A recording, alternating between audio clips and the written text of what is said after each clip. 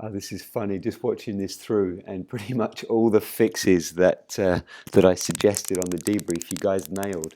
That's awesome. So you don't need me anymore. You guys have got it. That's great. So we got the option here. You could take that grip um, if you're just a little closer to the back of the door, and then Felipe, nice job on Marconi. The K, even the K is looking better. Marconi holding off the grips a little bit longer so that you finish your move and get your hips in place for Fred. And then on the 10s, more patience from Manuel, and then Felipe getting the hips through. There we go, Felipe. Yes, side body, not the side body, but the parallel stair step picture. Let's watch the timing on the back pair of the 10 on the next one. Good job, Marconi. Nice randoms, guys. That's it. So back pair, getting Marconi's head to here and the side body, and then keeping it there in the side body the whole way through is going to make the piece spin easier. Good improvements from the previous session. Like I said, you guys can find me as your coach. You seem to be fixing stuff, and there's no greater feeling for a coach to see you guys fixing your own stuff.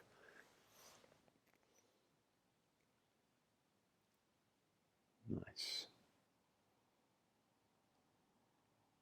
Making this debrief easy on this one. Still a little bit more grip discipline, a grip patience, Marconi on the Ks would help. And then also again, just on the front pair, that's all the move you need to make there, Manuel. And if that's your gap there, Felipe, don't look too much. Allow your head to drift to here as you get your hip through.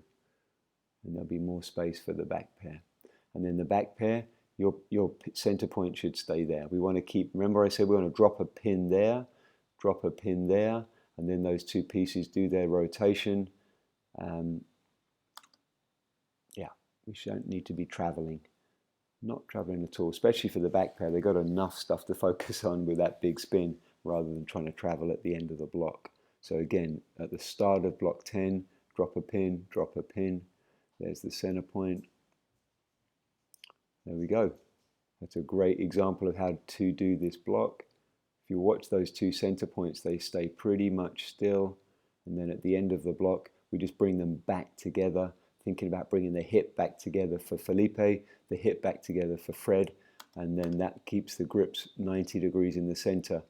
Otherwise, you get that close. You know what it's like sometimes where you can't quite reach the center grips. You know, this is a reach and this is a reach, and then we get bustability as well.